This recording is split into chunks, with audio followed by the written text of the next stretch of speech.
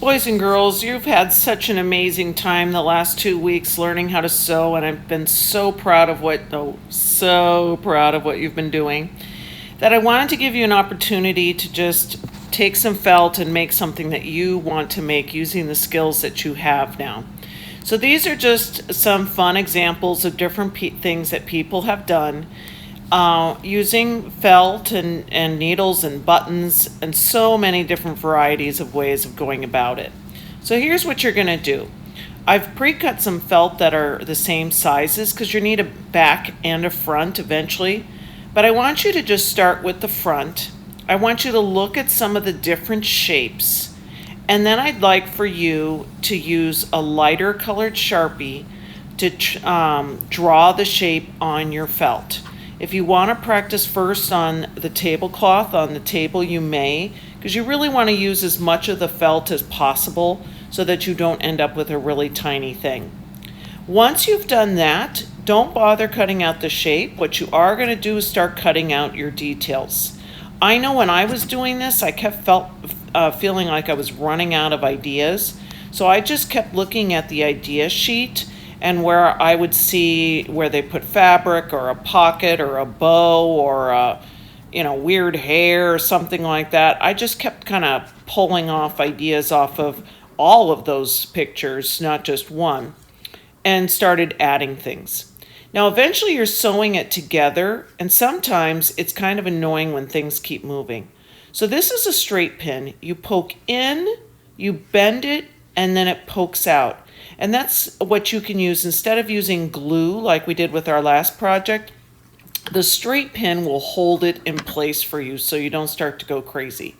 Also realize that a lot of your little add-ons can just be taken off when you start sewing, and once you're ready to sew them on, then you'll grab them then. So this is, you guys know how to do this. This is just the dolphin going up and down, up and down. The felt we're using is a little stiff. I wish it was a little softer, but I think it's going to not be flopsy-mopsy when you're trying to sew on it. I didn't want you to get frustrated. What you can do is take some of the soft felt and cut it out if you wanted to put on a pocket or to put some clothes on your guy or something like that so that you have some soft felt on top. Here I'm doing, you know how to do this too, I'm sewing on a button for eyes. And you'll notice that I just keep using this blue thread, mostly because I personally can't stand getting new thread every time. So I'm going to try and use this blue thread for as much as I can until I need a new color. So a lot of you like the idea of adding eyelashes and stuff, so that's what I'm doing here, just adding some more detail. And now I'm starting to do on my nose, but I thought, well, as long as I'm here doing my nose, I'll start adding my mouth right now as well. Like I said, you do not need to do it in this style. You can do your own. But here's another thing I wanted to show you. We looked at this last week. If you want to tie a knot, you slide the needle under and put it through the hoop. You can't wait until the very last because you need a little thread to do it, but you just slide it under and put it through the hoop. If you forget to do that, feel free to cut it. It's all going to work out fine. The only time where it's kind of annoying is when you're on your buttons. You don't want your eyeball falling off. So I grabbed some fabric. I sewed that on. I made a bow out of some ribbon. And look, just with 2 stitches, that bow is on there for good. I'm doing it on one side and then on the other. This is called Rick Rack. I have so many things for you to add on in the back. I've got lace. I've got, you'll see.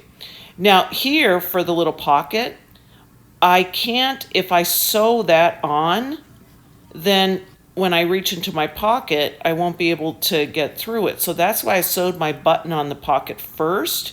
And now I'm sewing on the pocket so that eventually I can reach through there.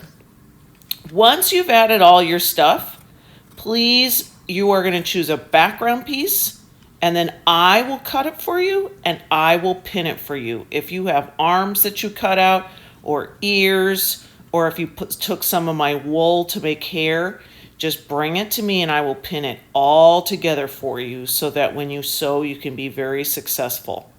And then all you're doing is sewing along the edge. Now this is a little different than how we sewed last time.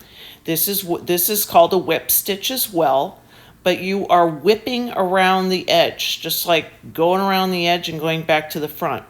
When you reach your arms and these things that are sticking out, you can't whip stitch because there's something sitting there. So that's when you'll have to do the up and down of a running stitch again. If some of you want to do a running stitch around the whole thing instead of the whip stitch, knock yourself out. I don't care. It's all going to work out great. So you're just going around, around, around, all the way around the edge. When you hit my straight pins, and you'll know they're a straight pin because they have that little ball on the end. Some of you may have straight pins at home. They have like a little bit of a bigger piece of metal on the top. I have a little holder for you. Sometimes you'll see people have this little tomato thing. But I have a little pillow on every table that you'll put your straight pins into so that we can use them later. Don't set them on the table because they're going to roll on the floor and then we're going to have a disaster. So here I am finishing up sewing. If you run out of thread, again, you just tuck it under, put it through the hoop, tuck it under, put it through the hoop. And instead of just cutting it, I sometimes like to, it's kind of weird, but you just take your needle and you poke in and then you cut it right on the surface of the felt and it goes away real nice. So here I am finishing up. You're going to see that I've taken off some of my straight pins. As soon as I finish sewing right here, I'm going to take that. Some of you run into problems and you're really quick to come to me. I want today for you to start to try and figure these problems out. If you end up with a big mess like this, don't yank. Just gently start to pull it apart and see if you can fix your own problems. I'm pulling out my straight pin, I'm putting it in my pillow, and now comes the fun part. You get to stuff some stuff in there. Now I have what's called batting to put in there today for you. But if you're at home, you could put toilet paper in there. You could put cotton balls in there. There's all kinds of stuff you could put inside. And at home, you can do this with fabric. It doesn't need to be felt. Here I go putting a pin in there.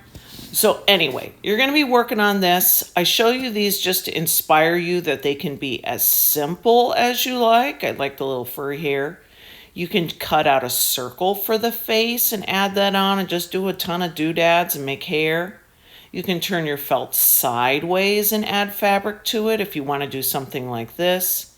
You can make them look kind of funny, silly like this with different size eyeballs and things like that. Have fun.